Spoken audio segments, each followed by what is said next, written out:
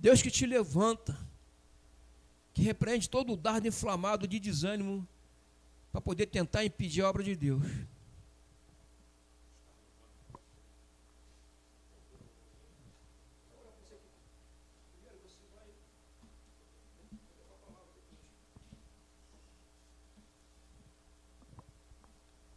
Amantíssimo Deus, te apresento o teu ungido que irá ministrar a tua palavra.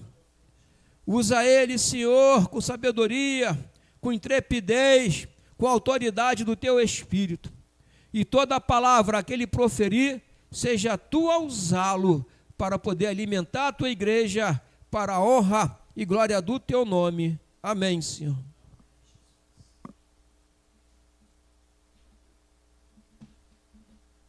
Aleluia, glória a Deus. Alexandre, eu diminui o amplificador. Aumenta esse microfone aqui lá para mim. Bota ele no talo, porque ele tem menos pressão.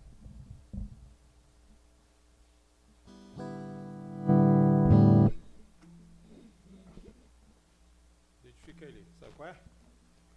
Glória a Deus. Ei, acho que é isso mesmo. Glória a Deus. Tá me ouvindo bem aí?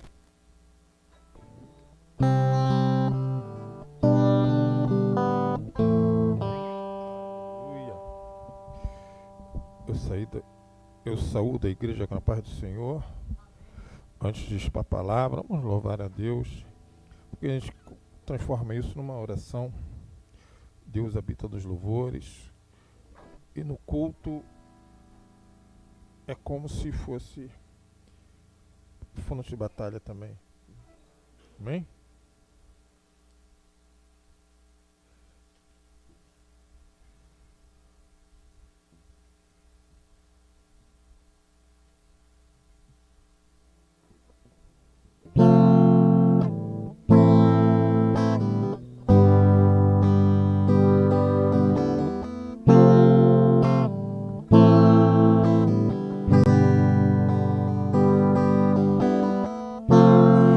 Tu és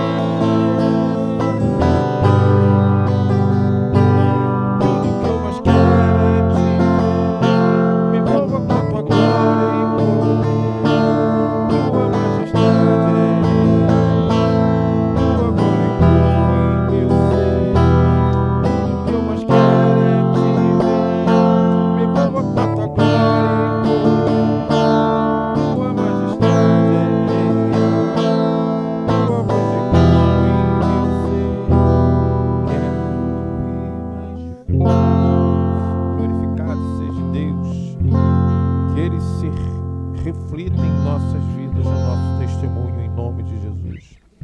Tu aumentou esse microfone aqui, Alexandre? Mas eu tenho que regular ele então. A gente fica sem pressão, a gente fica sem o retorno do... Glória a Deus.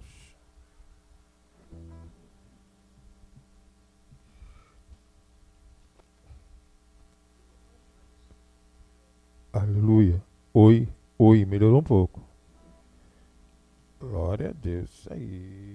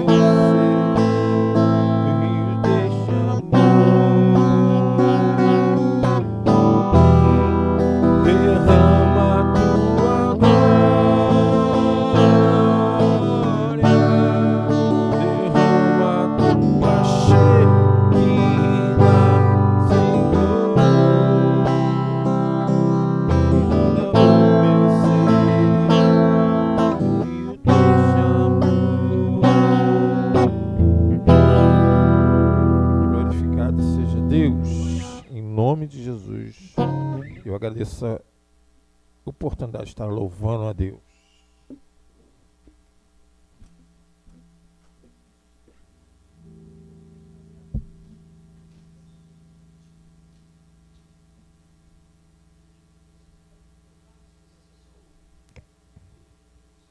Tá, já vi, tá tudo certinho.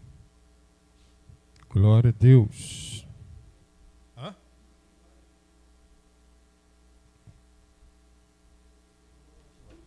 Não, veja aqui mesmo.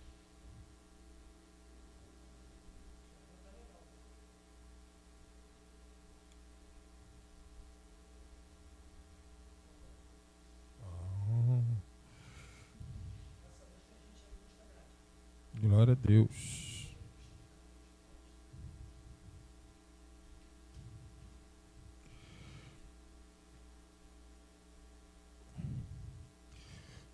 Mais uma vez sendo trazido a esta casa para poder falar da palavra de Deus. Deus colocou em meu coração de estar fazendo uma pregação em cima do que aconteceu essa semana, que foi a Páscoa. E na preparação que Deus coloca em nossos corações a ponto de, antes de subir aos céus, de ascender. Amém? Ele falou aos nossos corações, através da palavra, mas nós temos que estar atentos para ouvir e entender o que Ele nos pediu. Amém?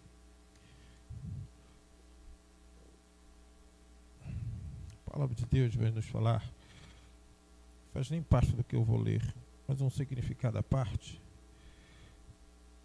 No livro de 1 Coríntios 12:3. Coloca aqui, Alexandre. Bem, como eu uso muito, eu pego daqui. 12, versículo 3, que vai falar uma coisa crucial para o nosso entendimento, em vários aspectos.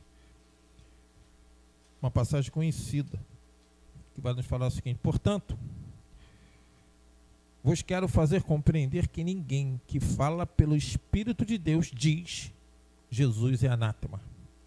E ninguém pode dizer que Jesus é o Senhor, senão pelo Espírito Santo. Glória a Deus.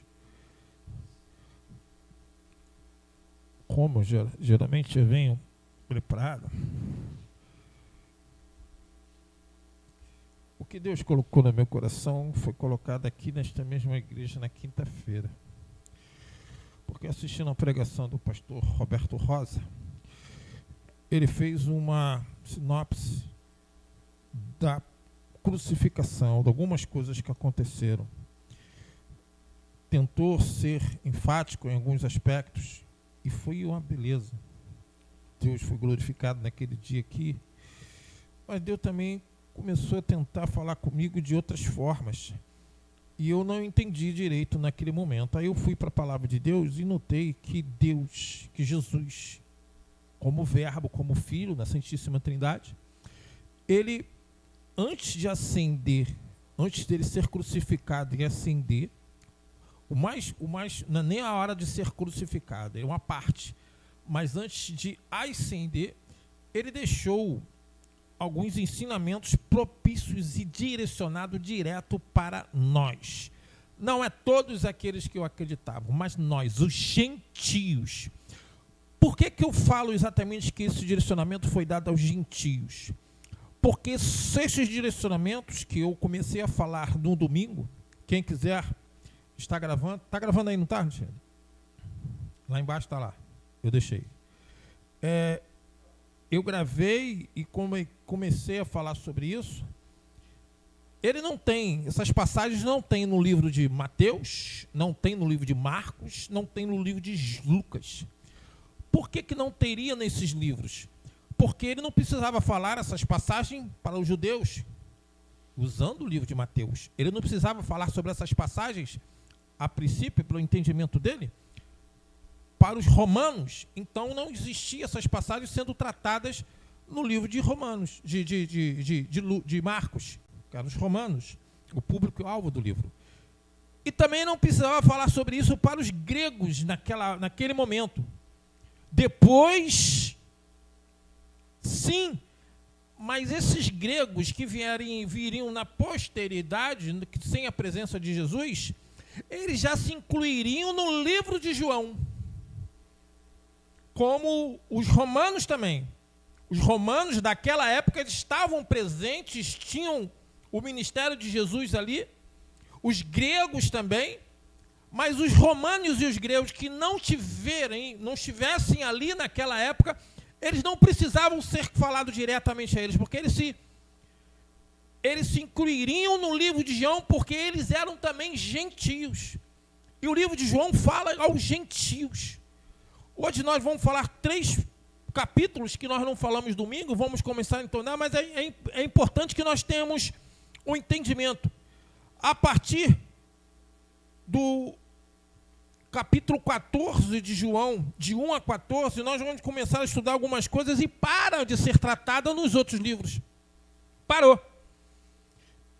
Eu tenho algumas ferramentas, alguns livros teológicos, algumas bíblias de estudos, e depois de perceber, eu notei isso bem claro nesse material que eu tenho.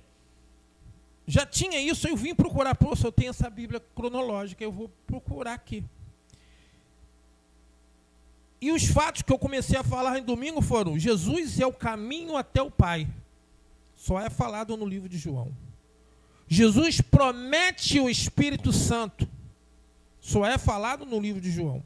Jesus ensina sobre a videira e os ramos. Isso não é tratado nos outros livros, nos sinóticos. Jesus adverte do ódio do mundo. Não é tratado nos outros livros. Jesus ensina sobre o Espírito Santo. Também não é. Jesus ensina sobre o uso de seu nome em oração. É até onde eu vi, e nós conversamos sobre isso domingo, e tratando isso de uma forma bem... Não lendo todos os capítulos, mas os versículos chaves e dando um entendimento correto. Isso aconteceu. Porque o entendimento que Deus me deu quando eu comecei a estudar é que ele entendia que todo aquele gentios que tomava posse da segunda aliança e tudo que viria no beneplácito desta aliança, teria que se atentar a estes versículos. Os judeus não tomaram posse desse. Os judeus vivem até hoje na primeira aliança. E os romanos e os gregos que viriam depois se incluiriam como gentios. Então, todo aquele que aceitou Jesus como Senhor e Salvador da sua vida, se inclui nestes capítulos. São focados para eles. Aí eu comecei a estudar mais, e eu vou lá onde a geografia do que acontecia. E notei a diferença do livro de Mateus, Marcos e Lucas e o livro de João. O livro de João, ele trata mais de uma parte do ministério de Jesus que acontece na Judéia. Porque uma parte do ministério de Jesus acontece na Galileia. E qual é a diferença? Nós somos a mesma pessoa em todos os lugares, como Jesus também o era. Mas dependendo aonde nós estejamos, nós precisamos nos posicionar mais fortemente ou não. Por exemplo, hoje eu estou aqui no altar pregando a palavra de Deus entre os santos, as pessoas que estão aqui, as pessoas que estão a ouvir, e quanto mais eu puder dar a mensagem do Espírito Santo, é o que eu vou fazer. Mas em certos problemas, eu como profissional, no meu trabalho, o meu posicionamento, eu continuo sendo o mesmo servo de Deus Altíssimo. Mas o meu posicionamento é um pouco diferenciado.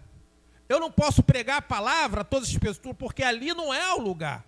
Eu dou o testemunho do meu relacionamento com Cristo e me posiciono. Mas não é lugar para me evangelizar, dar cartão, quanto mais no meu chefe. Então, é o mesmo servo, eu sou uma pessoa diferente? Não, eu sou a mesma pessoa. Continuo dando testemunho deste Deus Altíssimo, maravilhoso, mas o meu posicionamento tem que mudar um pouco. E Jesus passa por isso. Porque quando ele começa, para você ter ideia da diferença da Galileia para a Judéia, Galileia era perto de Nazaré, em torno de Nazaré. Nazaré ficava na Galileia. E qual era o tipo de ambiente em Nazaré? Que mesmo lá ele não conseguiu agradar a todos. Quando ele começou a pregar a palavra de Deus, falava: este aí não é o filho do carpinteiro? Mas as coisas tratadas na linha daquele torno era uma zona rural, provinciana, de simplicidades. Quando você vai vendo os capítulos que foram tratados em relação a isso,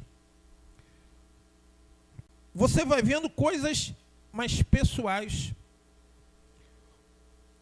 Quando ele começa a tratar, ele fala que é o Filho de Deus, reforça a reivindicação, ele separa os espíritos,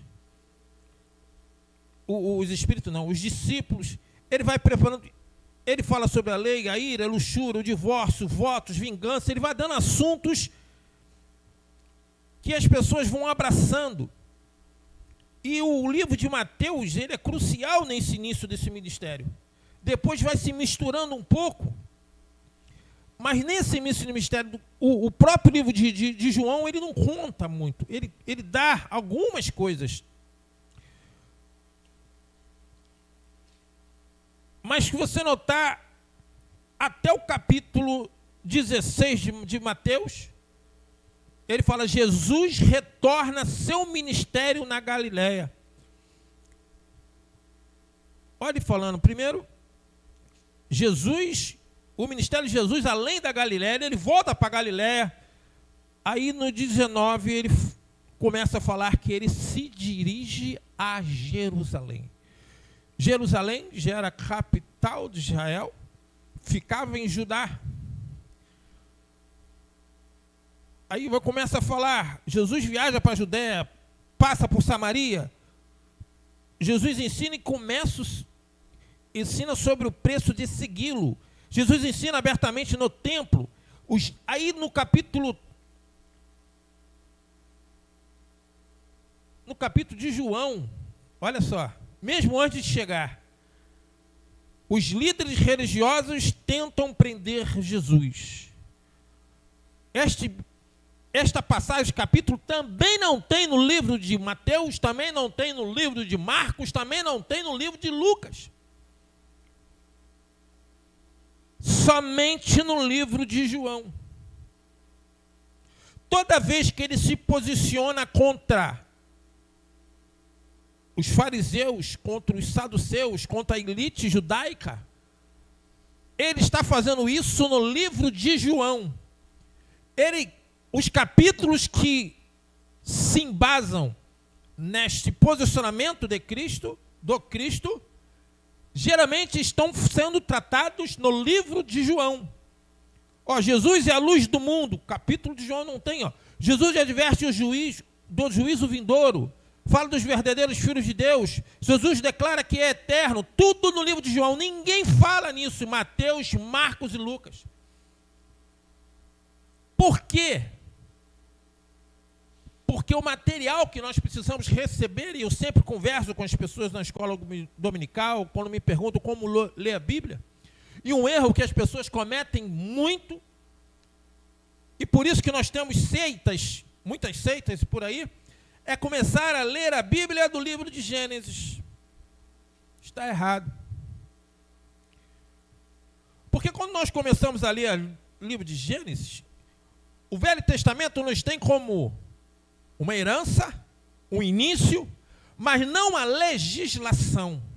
Mas quando você vai ler a Bíblia toda, que você começa por Gênesis, amém, tudo bem, Êxodo, aí tudo bem, e vai começar a ler os livros da lei, que é Número, Levítico, Deuteronômio, cara, vai ser tratado certas coisas que vai entrar na sua mente, aquilo no seu coração, e não é para isso acontecer. Quer começar a ler a Bíblia? Livro de João, primeiro livro que se lê. Depois, por quê? Porque é ele falando contigo, você é gentio. É Jesus falando aos gentios. E nós somos gentios. Livro de João. Depois, livro de Atos. Por quê? Porque é onde o Espírito Santo, principalmente a partir de Atos 2, eu vou explicar o porquê, já expliquei na pregação passada, implementou o que seria a espinha dorsal da igreja cristã. Toda a igreja que tem Cristo como pedra angular e o cabeça, tem a espinha dorsal no livro de Atos. A partir dali, Cartas paulinas, porque o apóstolo dos gentios vai nos falar como devemos nos comportar. Aí você pode ler os outros evangelhos, os livros do Novo Testamento, e aí sim você vai lá. Vai lá para Gênesis, aí vem em Êxodo, Número, Levítico, Deuteronômio, aí vem correndo, Josué, entra na era dos juízes, depois a era dos reis, dos profetas maiores e menores. Você vai ver tudo isso. Glória a Deus, mas você já está com a mente fortalecida, o entendimento. Na segunda aliança, Deus já falou contigo através desses livros, e agora você vai ter experiência. Não a experiência empírica, porque você não viveu o que essas pessoas viveram, mas vai saber através dessa leitura o que essas pessoas viveram e se manter na presença de Deus. Então nós somos gentios. E quando nós vemos tantos livros assim, que não é falado nos outros, mais aqui, Jesus cura um cego de nascença. Os líderes religiosos questionam o homem que fora cego. Jesus ensina sobre a cegueira espiritual. Jesus é o bom pastor. Os líderes religiosos cercam Jesus no templo. Só fala disso no livro de João. Você não vê esses capítulos serem tratados nos outros livros.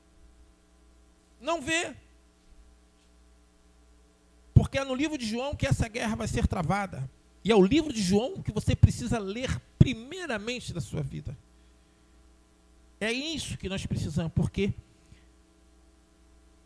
nós aceitamos Jesus como Senhor e Salvador da nossa vida. Quando aceitamos, viramos um tabernáculo, o templo do Espírito Santo. Eu falo às vezes tabernáculo porque o tabernáculo é um templo portátil. Nós somos um templo portátil, somos templo do Espírito Santo.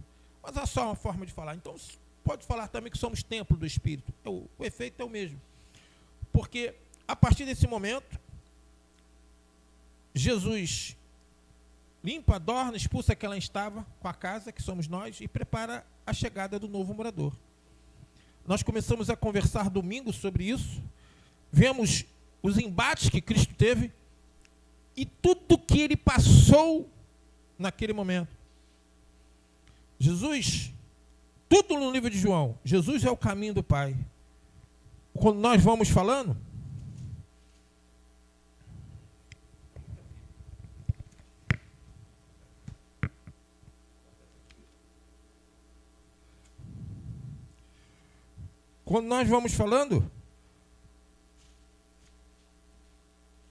no livro de 14,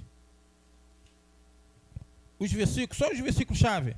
Na casa do meu pai há muitas moradas, e se não fosse assim, eu não vou tê-lo dito. Vou preparar o lugar. Ele está falando que ele vai ascender, mas lá vai ter lugar para nós. E quando eu for e preparar lugar, verei outra vez e vos levarei para mim mesmo, para onde eu estiver, estirás também. Aí tem uma passagem bíblica que nos fala em Marcos 16, 9, que Jesus está à destra do Pai. Se Jesus está à destra do Pai e ele fala, verei outra vez, vos levarei para mim mesmo, é com o Pai que nós vamos estar. Disse Jesus, eu sou o caminho, a verdade e a vida, ninguém vai ao Pai senão por mim. Simplesmente através da segunda aliança, somos co-herdeiros e filhos adotivos de Deus através da nossa aliança com Cristo. Então, através disso, ele vai nos trazer.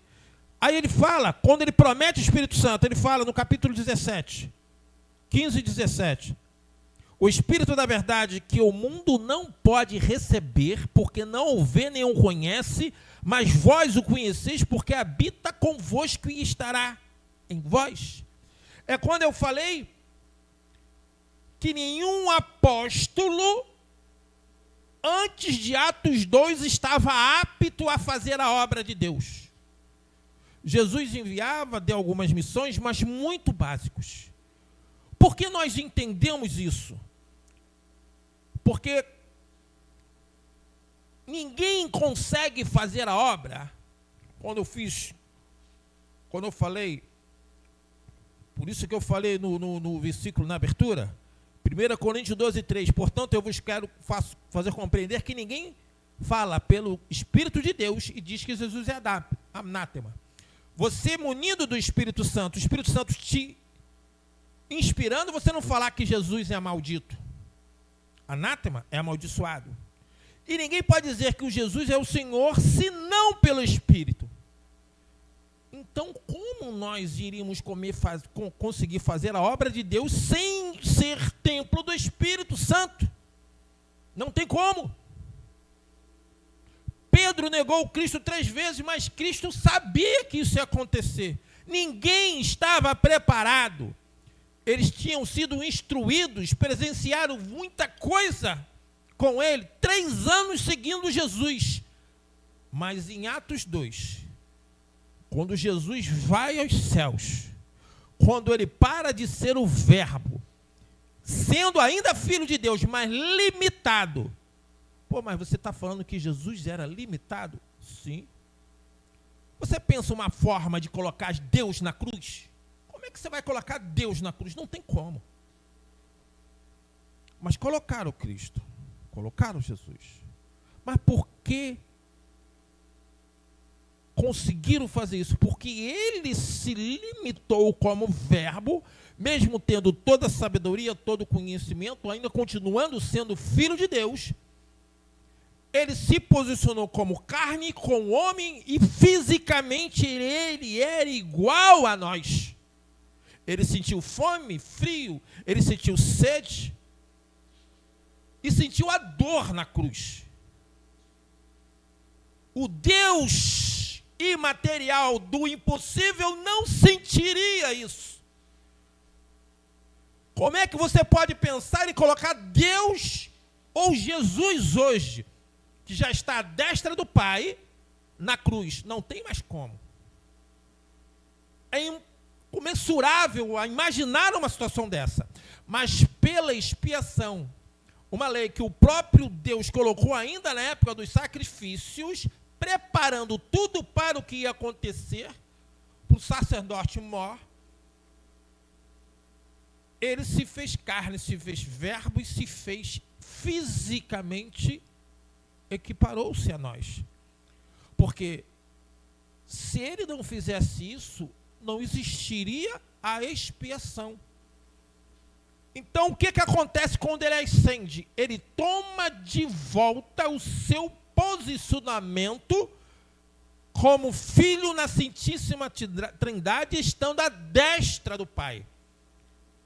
Aí, ele não era mais o verbo.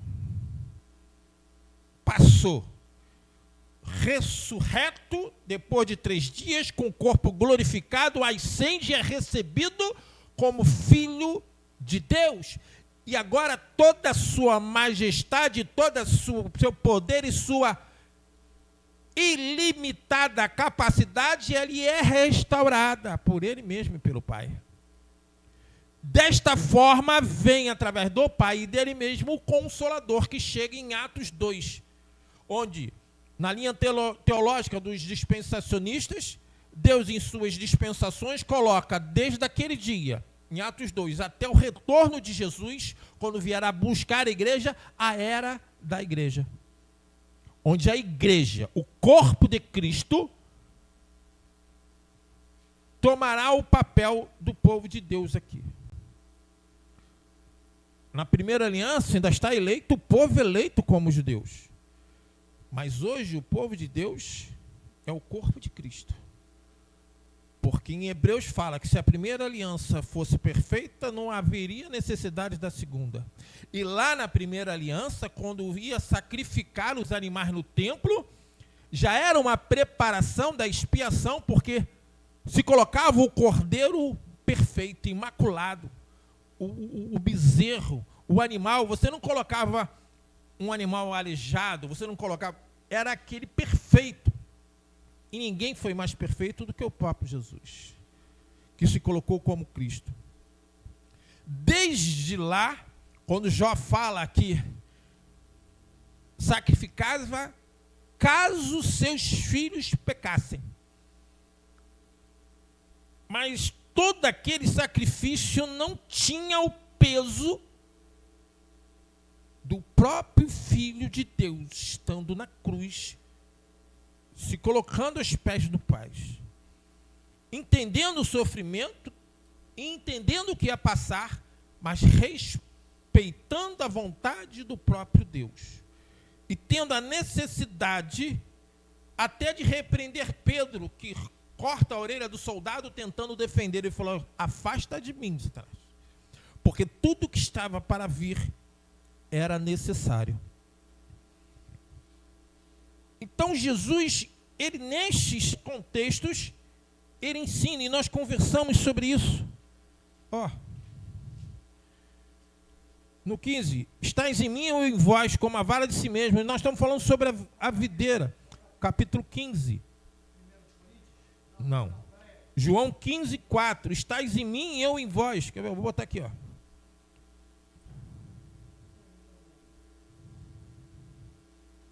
Estáis em mim e eu em vós como a vara de si mesmo não pode dar fruto se não estiver na videira. Como nós vamos frutificar sem a seiva que alimenta?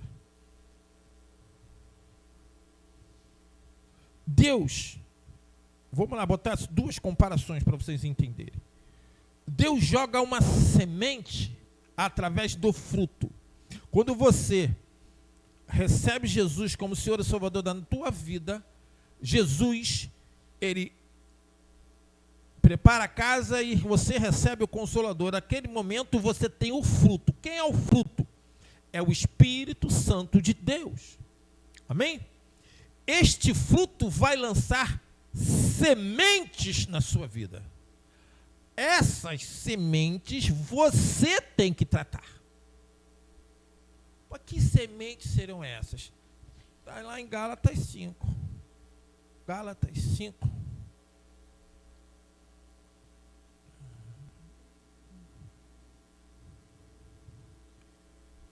Procura aqui, ó.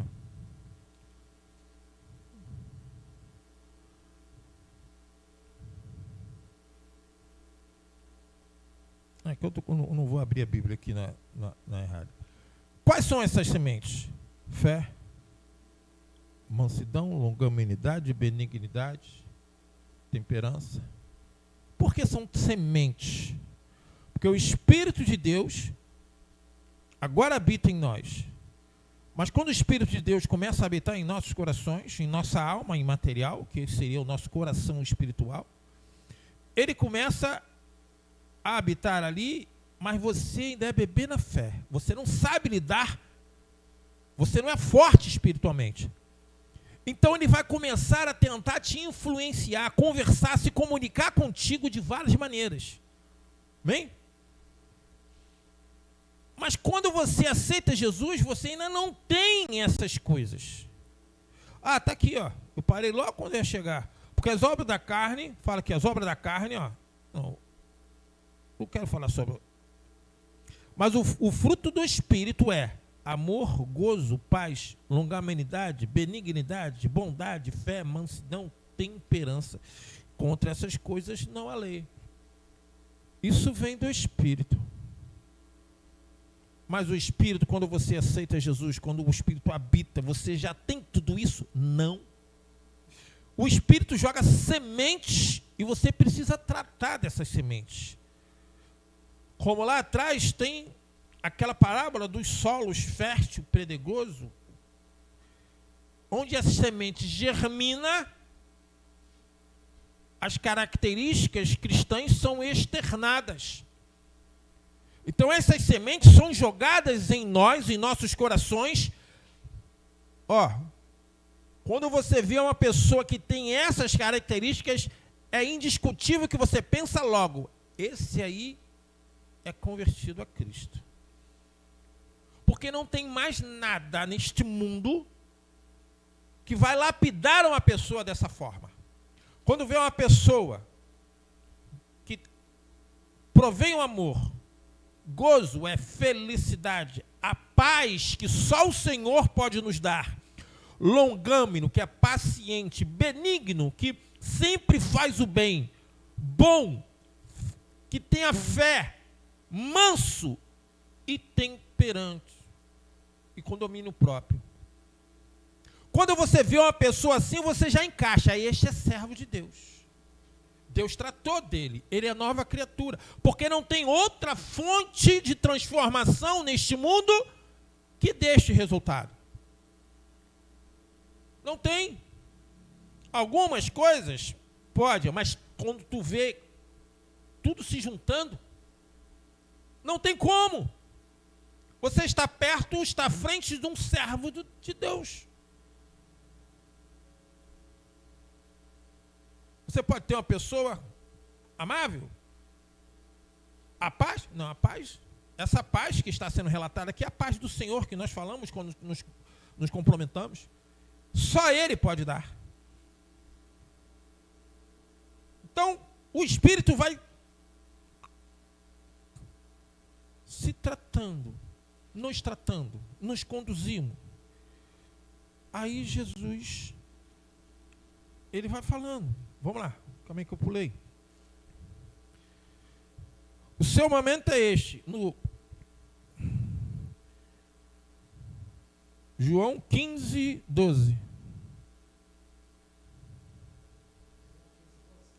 Está aqui, ó. O meu mandamento é este, que vos ameis uns aos outros, assim como eu vos amei. Por quê? Ele está falando da videira. Os ramos. Mas ele é só coisa boa? Não. Se o mundo vos odeia, entenda que primeiro.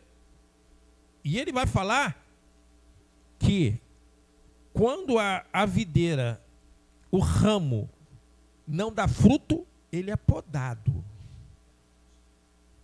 Se você não germina no reino de Deus, se Deus investe em você, eu não estou falando que todos precisam ser pastores, eu não estou falando que todos precisam ser levita ou pregar a palavra, mas no corpo, cada um tem a sua função. E nós precisamos achar o nosso chamado, porque Deus nos chama, nos cria com propósitos, e nem todos vêm e respondem a Ele. Mas todos têm propósitos, e Deus já sabe quem vai responder. Então, se você aceitou Jesus como Senhor e Salvador da sua vida, dentro do corpo de Cristo há função para você exercer. Mas eu não sei fazer muita coisa. Orar. Interceder. Seja benigno. Se você não está aqui, você não é um grande pregador, eu também não sou, eu faço a obra de Deus por coração. Mas se você não se vê, Deus não teve esse chamado para a sua vida, ajude. Ninguém faz nada sozinho. Nós precisamos, Cristo te chamou para a obra de Deus e para fazer a sua vontade na sua vida. Então tem função para todo mundo na casa do Senhor, no reino de Deus. Aí ele vai falar sobre o ódio. Glorificado o Filho, porque também o Filho te glorifica. Não, aqui já pulei. 15, 18. Ele vai falar, se o mundo vos odeia, saber que primeiro a vós me odiou a mim. Se não fosses do mundo, o mundo amaria o que era seu. Se nós fôssemos do mundo, seríamos amados pelo mundo. Mas porque nós sois do mundo, então eu vos escolhi do mundo, pensou, recolheu, por isso que o mundo vos odeia. É o que vai falar a palavra de Deus, até o 22. Lembrai-vos da palavra que vos disse, não é o Senhor mais do que não é o servo mais do que o seu Senhor. Se a mim me perseguiram, também vos perseguirão a vós. Te guardaram a minha palavra, também guardarão a vossa. Mas tudo isso vos farão por causa do meu nome, porque não conhece aquele que me enviou. Se eu não viera, nem lhes houver falado, não teriam pecado. Mas agora não tem desculpa do seu pecado. Jesus veio numa pureza tal, numa sabedoria tal, e contrastando contra as coisas que o mundo já estava fazendo. Mesmo as pessoas que falavam que serviam a Deus estavam corrompidas. O mundo já via no maligno como está hoje. Os judeus estavam elitizados de uma forma que Deus não pedia em seus mandamentos. Um posicionamento sem amor ao seu próximo. Tudo isso Deus abominava. E Cristo era o próprio Deus. E ele veio contrastando, e quando ele contrasta disso, ele externa os pecados que o mundo praticava. Não tem mais como o saduceu, o fariseu, ou o judeu, ou aquele que se falava que era santo, mas tinha práticas ilícitas, falar que era bom, se a personificação do bom estava perto dele. E não praticava aquelas coisas. Ele externa o pecado que regia todas aquelas coisas. E como ele externa isso, quem praticava vai contra ele. E hoje vai contra nós. Porque eles veem na tua atuação, na tua forma de ser, um posicionamento que eles não conseguem fazer. Mas por que não conseguem fazer? Vamos lá. 1 Coríntios 12:3. Porque sem o Espírito não tem como falar Senhor, Senhor.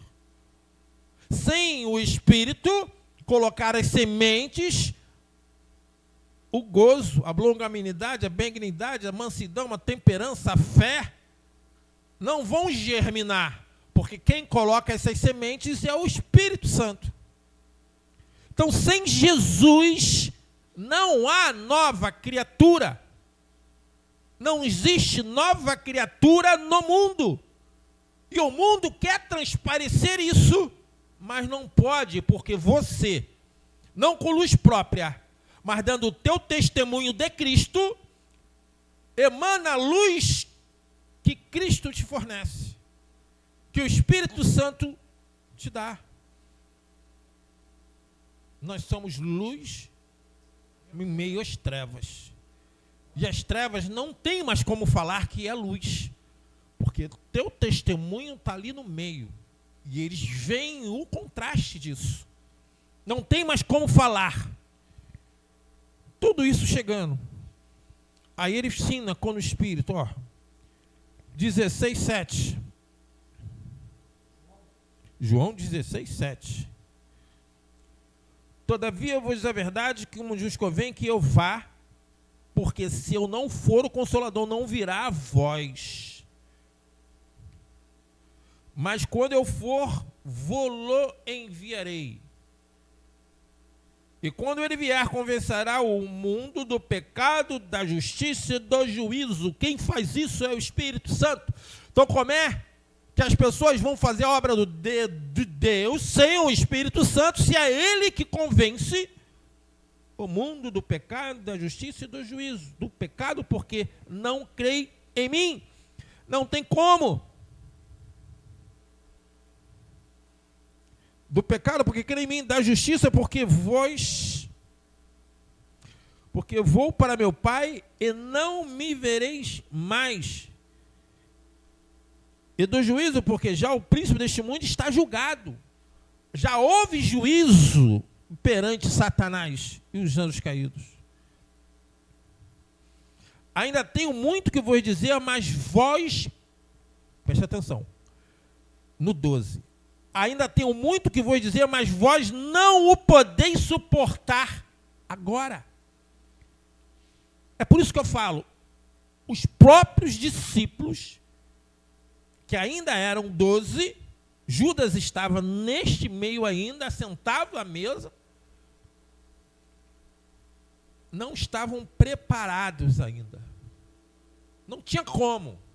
E ele fala aqui, no 12, ainda tenho muito que vou dizer, mas vós não o podeis suportar agora. Quando ele fala, Pedro, quando te converteres, lembra essa passagem? Ajuda os teus irmãos. Por que Pedro não era convertido? Porque Pedro não tinha o batismo do Espírito Santo. O que é o batismo do Espírito Santo? Aquele que falado lá atrás, João Batista fala, eu batizo com água, mas quem vem após mim batizará com o Espírito e com fogo. O Espírito é para aquele que aceitar Jesus como Salvador da sua vida. E com fogo é juízo. João Batista pregava e batizava perante o batismo do arrependimento, mas do Espírito e do juízo só Jesus poderia fazer isso. E quando chega em Atos 2, aqueles apóstolos que andavam com Jesus durante 3 anos em seu ministério estavam em Jerusalém, e chega o Consolador. Com a chegada do Consolador, tudo se fez vivo em si. O Espírito os capacitou. Pedro, em Atos 2, ali mesmo, ele vai no templo de Formosa, cura o aleijado, e ali mesmo ele prega e tira todo o ego de si mesmo e fala, não sou eu. Porque ali falavam no templo que ele seria o Zeus ou um deus do Olimpo. Ele, não, eu sirvo ao Deus Altíssimo. E no capítulo 3, logo em seguida, ele tem que pregar de novo, e ali, capacitado pelo Espírito, 3.000 pessoas aceitam a Cristo como Senhor e Salvador da sua vida. Imagina quantas pessoas estavam ali ouvindo. Ele, sem o Espírito, ele não ia conseguir isso. Jesus ensina, vamos lá, 16, do 16 ao 33, ele vai falar que Jesus ensina sobre o seu nome em oração. E ele vai lá falar, Jesus 16, 23. E naquele dia nada me perguntareis. Na verdade vos digo que tudo quanto fizertes a meu Pai, em meu nome, ele vos há de dar.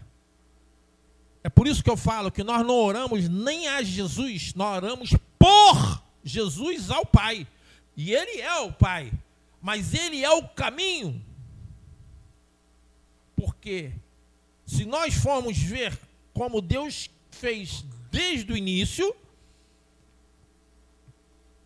ele, antes de Cristo, ele nunca teve um relacionamento aprofundado com a humanidade. Ele teve um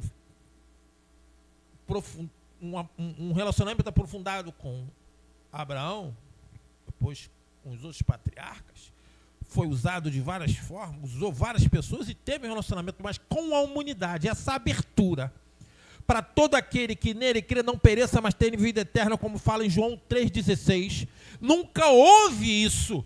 Nunca houve uma abertura que todo aquele que quiser servir, ter aliança com Cristo, ser chamado filho de Deus. Nunca isso tinha acontecido. Não tem na história da Bíblia um posicionamento de Deus com a humanidade tamanha desta forma. Não existe. Não tem como. Mesmo porque o Espírito Santo não era abrangente como agora o é, depois de Cristo. E se não era através do Espírito, não tem como você ter um contato tão forte. No Velho Testamento, ele tratava com algumas pessoas aleatórias. Mas agora, depois de Cristo, depois do que aconteceu na cruz do Calvário, todo aquele que nele crê, que aceita Jesus como Senhor e Salvador da sua vida, vira templo do Espírito Santo. E tem relacionamento com Deus. Apocalipse 3:20 vai nos falar o seguinte: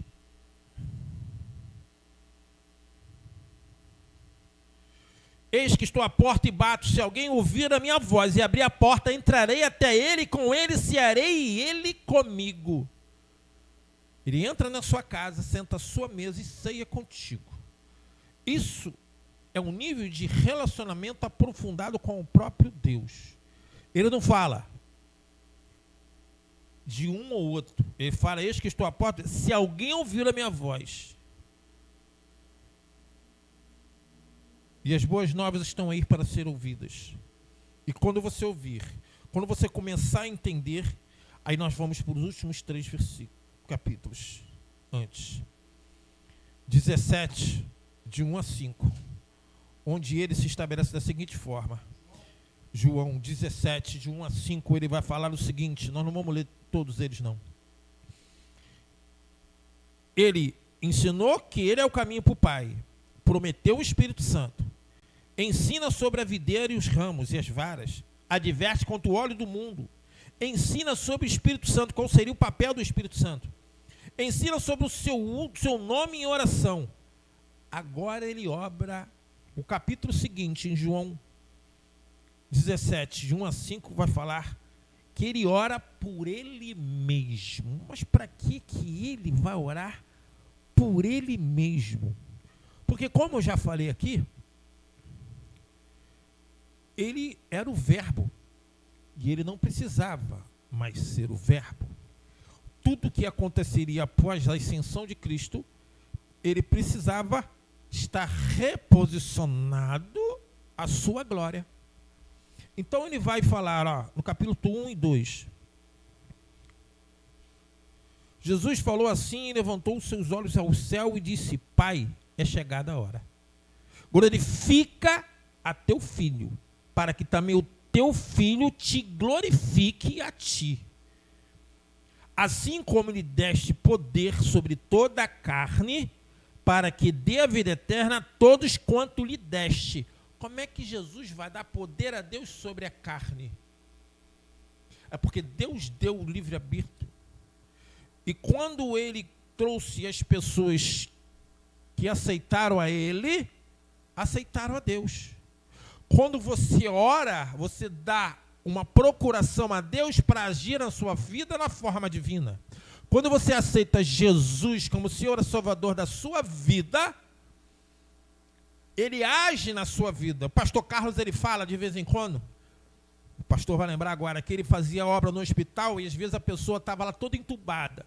Aí a pessoa chegava assim e ele falava, posso orar por você? A pessoa falava, não. Deus vai agir ali, pastor? Deus age aonde é chamado. Satanás busca brechas para se impor. Jesus vai onde é chamado. Ele obedece às próprias leis que ele implementou. Então, quando Jesus fala assim como ele deste poder sobre toda a carne que o aceitou como Jesus e Salvador da sua vida, Deus tem poder de agir, porque através do Espírito ele age na alma que sustém o corpo. Então vamos lá.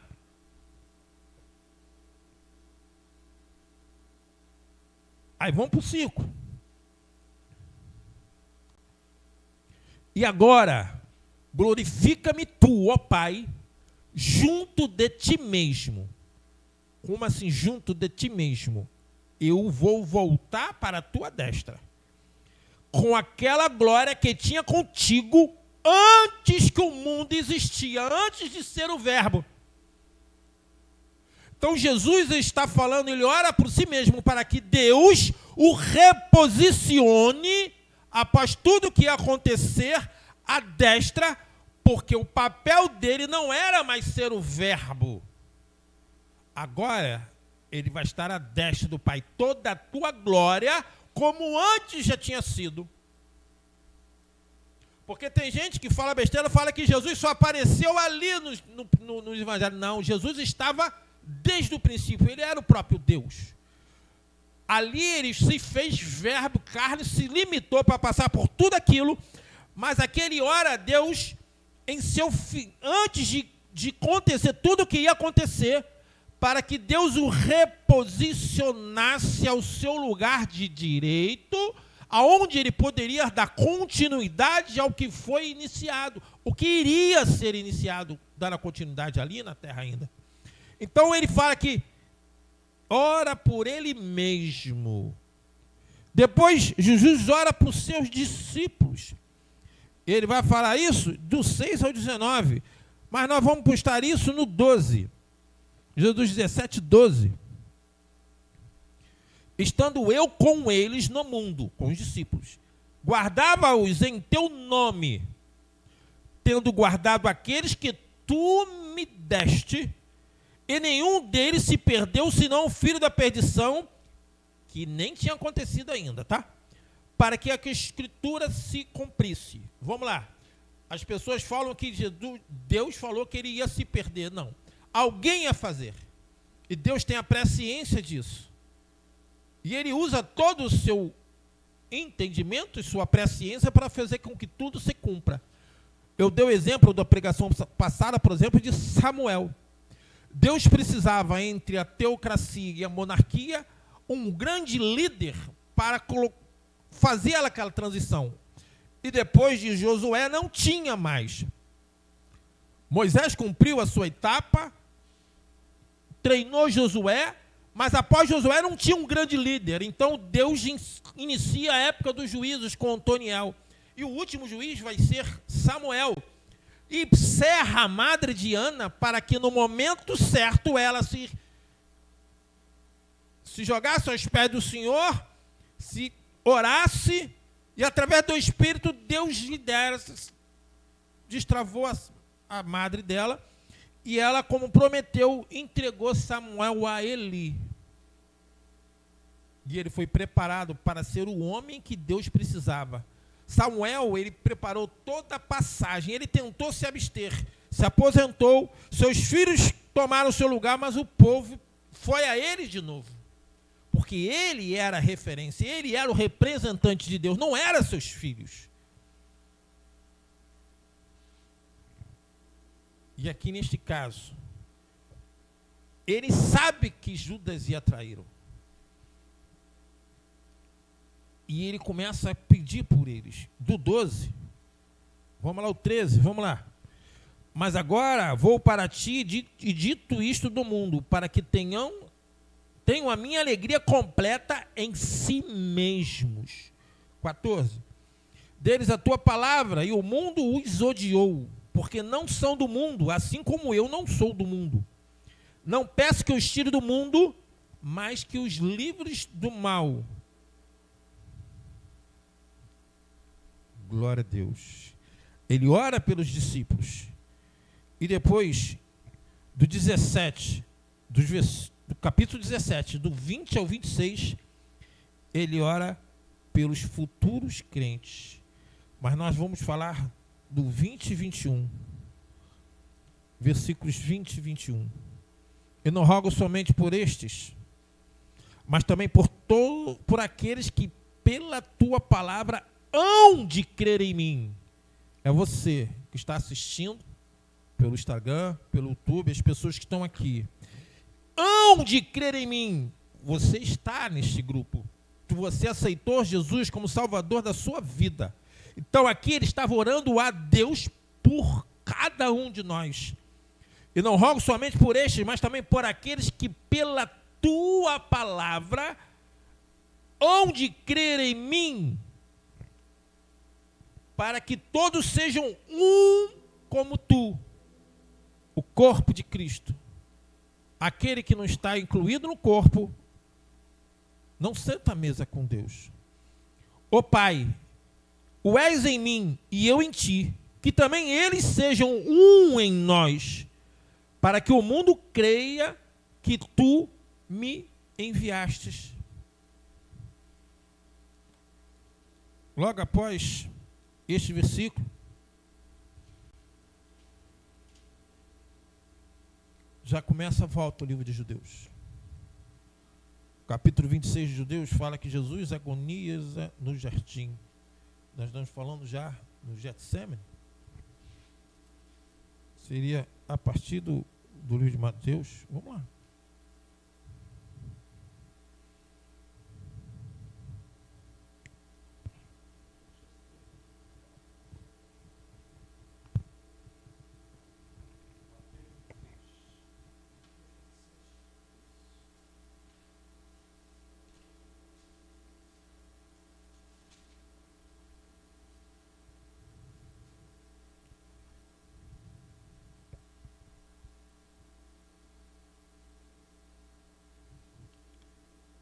36 a 46.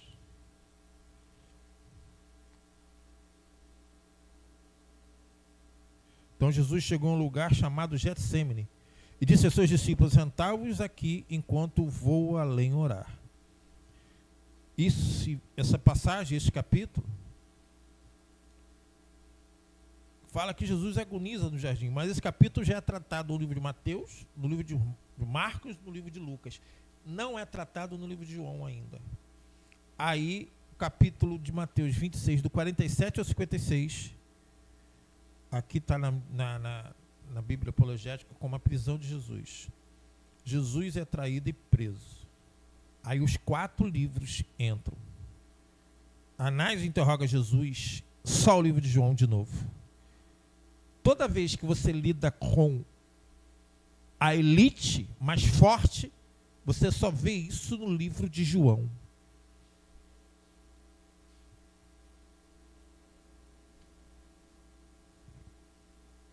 Na Judéia. Por isso essa diferenciação. Então eu vou falar uma coisa para você. Nós não sabemos as datas específicas. Não tem problema nenhum você comer o teu chocolate no dia de Páscoa. Eu tentei pegar o do Alexandre lá no final do domingo. Ele ganhou da Isa, né? Eu fiquei: Alexandre, tu vai sair da tua dieta. Eu tentei buscar, mas ele faz a dieta dele, mas ele segurou a caixa de bombom forte. Não deixou eu pegar, não. Ela comprou para o senhor também. Amém? Mas você não tem dieta, não, cara. Não tem nada a ver. Se alguém quiser me dar presente no Natal, não tem problema não, pode me dar. Pode vir até de um velhinho. Eu não tenho problema nenhum quanto a isso. Eu não sei quando mais não. E, glória a Deus, não tem problema nenhum contra isso. Agora, não substitua por essas tradições que não fazem mal nenhum. Se você não substituir o papel de Deus nessas coisas. Quando chega a Páscoa, Páscoa é a passagem. Está relatado no livro de Êxodo, quando Moisés resgata o povo do Egito para Canaã, onde por causa da murmuração, o que seria 40 dias, virou 40 anos. Onde eles tomaram posse da terra que já havia sido prometida. Ali é a passagem. Ali, a última ceia, a Páscoa, ela já era comemorando isso. Era uma comemoração. E a pintura, até falaram que não sei se foi Lavício quem fez a pintura, muito famosa, caríssimo, relatou bem, até o saco do dinheiro de Judas aparece, ele segurando. Mas não deixe isso substituir. E amanhã, quarta-feira, eu vou estar conversando, nós vamos estar implicando. Tem certas coisas que é tratado. Olha só o que fala. Anás interroga Jesus, Califás interroga Jesus, Pedro nega conhecer Jesus, o conselho dos líderes religiosos condena Jesus, é o sinédrio. Judas enforca-se. Ele é julgado por Pilatos, depois por Herodes. Pilatos entrega Jesus para ser crucificado, soldados romanos zombam, tudo isso. E o que implicou para o mundo e para nossas vidas. Aqui, até onde eu li, Deus nos preparou. Tudo que nós precisamos saber, no básico, está relatado nesses capítulos. De João 14 até 17, 26. Se você ler essas passagens, você vai entender o que Deus quer aos seus corações. É muito explícito, muito forte e muito atendencioso ao que vier das coisas de Deus. Então amanhã eu estarei pregando de novo, não é uma campanha, acabou acontecendo dessa forma, porque Deus me tocou nesse coração, eu pensei assim, poxa, pastor, vamos botar para pregar no domingo, na terça, na quarta. Aí eu falei assim, poxa, mas vou ter que orar para Deus me dar uma pregação para os 3 dias, pregações diferentes, aí Deus me deu isso. E eu olhei assim, poxa, mas não tem como pregar isso num dia só. Aí eu falei, vou falar sobre isso, porque vai ser estabelecido. Quem estiver entendendo e ver o que está acontecendo, vai entender o que Deus quer da sua vida. O porquê. Como trabalhar com as ferramentas que Ele nos deixou.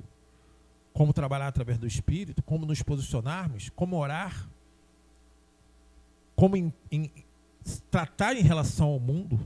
Porque uma coisa que eu vou falar para você, já veio um caso que eu até falei aqui, onde o pastor Carlinhos vai lembrar, eu falei lá, o Alexandre lembrou. Quem te governa? Se nós temos o nosso emprego, a Isa ensinou ela direitinho. Se nós temos o nosso emprego, nós temos que dar testemunho lá. Eu mesmo estou aqui porque eu estou de férias. Quando eu não estou de férias, eu busco vir, mas nem sempre posso. Mas nós temos que entender que mesmo lá, quem te governa é Deus. Por que eu falei uma coisa que eu lembrei no domingo? Porque tinha uma pessoa que dentro dessa igreja reclamando da hora do culto, o pastor Carlos ficou até incomodado uma vez, aí quando saiu ele estava ali bebendo cerveja. Quem governa ele é Deus? Não. Quem governa ele estava ali. Não era Deus.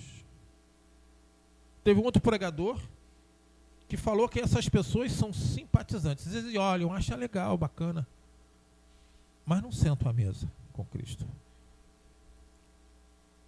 Se você aceitou Jesus como Senhor e Salvador da sua vida, leia essas passagens.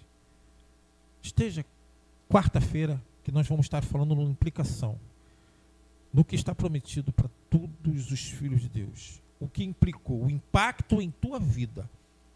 É como se o teu nome estivesse escrito naquela cruz. E ele ensina o que quer de você, de cada um que crê e se mudou perante o Espírito. Foi lapidado pelo Espírito Santo. Se deixou ser trabalhado. Mas o que te governa? É Deus. Se Deus te governa, você vai buscar isso. Você vai entender o que Ele quer para a sua vida. E vai mudar a sua vida, a sua forma de ver o mundo. Porque existe uma coisa chamada ponto de vista. Quando você vê pela lente do mundo, muita coisa não tem importância. Mas quando você vê por esta lente aqui, que é a palavra de Deus, você vê que muitas coisas precisam ser mudadas em nós. Não é você, não estou apontando para a sua vida. É minha também. Todos nós erramos. O nosso processo de santificação é até o dia que Jesus voltar ou nós morrermos. Ninguém é puro como Cristo, ninguém atinge a estatura do varão perfeito. Mas o processo é contínuo até que não seja mais o caso. Então, amanhã eu estarei concluindo e hoje estou liberando o microfone para quem é direito. E agradeço a oportunidade de adorar esse Deus de uma forma tão forte, em nome de Jesus.